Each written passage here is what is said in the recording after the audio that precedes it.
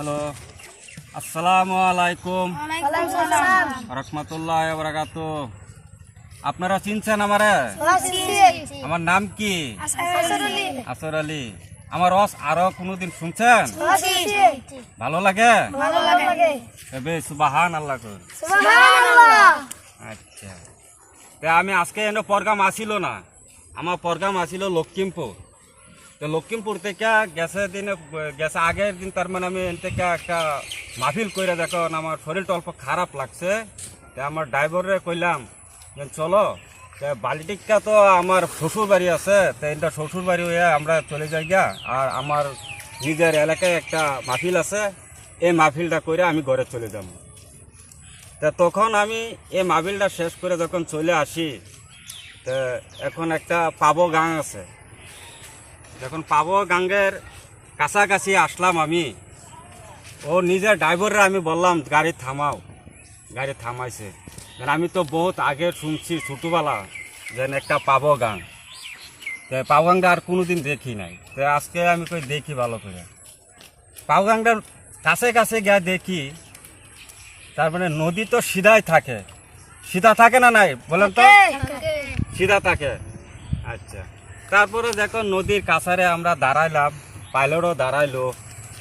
তারপরে কি হইলো, আমি দেখলাম একটা মাঝখানে একটা নৌকার মতন একটা মানে ভুরকা চিনেন? এই ভুরকার মধ্যে একটা মানুষে একটা লগুন দিয়া তার মানে আর কি একটা পাইপ এরকম ধরে রাখে। তো ধরে রাখে আমি বলছি যে এটি কি আচরিত কথা, এটি কি করে অত নদীর মধ্যে? নদী আবার সিধাবা গেছে, এটা একদম পুকুরির মতন। পুকুরি চিনছেন? আপনাদের এলাকা কি বলে, পিসারি বলে না পুকুরি বলে? পুকুরি বলে। আমাদের ওই জায়গা পুকুরি বলে, পিসারি বলে। তারপরে আমি কি করলাম, এই মানুষের যে কাজটা করতেছে কাজটা আমি ভালো করে দেখলাম। দেখি ওইখান থেকে একটা মিশিংয়ের দ্বারাতে ওইখান থেকে মাটি কাইটা আরেকটা পিসারিতে নে একটা বাড়ির ভিত বানাইতেছে। যখন বললাম যে জায়গাতে মাটি উঠাইতেছে, এই জায়গাটা দেখলে ভয়ঙ্কর ডর লাগে। নদী যেন একদম ভয়ঙ্কর ডর লাগে, ডর বাপ লাগে। আর যে জায়গাতে মাটিটা কাটতে নিয়ে যে জায়গা বর্তাছে নি, বুঝছেন?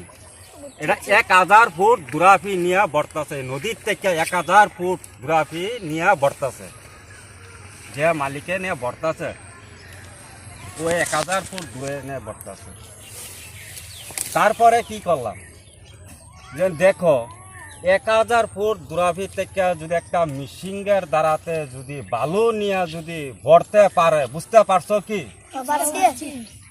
আমরা যে সুদ হারাম যেন আমরা যেন খাইতেছি, যেন আমরা এটা মনে তোমরা জানো কি? এটা সুদ হারাম খাওয়া, এটা তার মানে ভালো না, এটা হারাম। এটা খাইলে দুজকবাসী হয়ে যায় মানুষ, বুঝছো?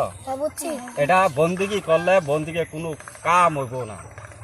তারপরে দেখো যদি 1000 ফুট দূরাভি থেকে একটা লোকে যদি নদীর থেকে বালু নিয়ে যদি আনলুট করে না যে একটা বিট বানাতে পারে, তা আমরা গুনাহগার যদি হই, আল্লাহর কাছে যদি আমরা গুনাহগার হই, এই গুনাহগার আল্লাহ 5000 না যদি 10,000 দূরাভিও যদি আমরা গুনাহগার করে থাকি দুজকে, ওইখান থেকে আঙ্গরে যদি গুনাহ না করি, এই দুজক থেকে 1000 দূরের থেকে হইলো আঙ্গরে না এই ব্যস্ত না লাগে।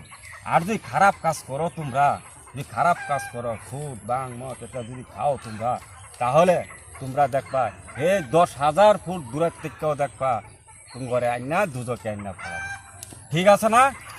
সবাই বলেন সুবহানাল্লাহ। কেমন লাগছে? ভালো লাগছে তো না?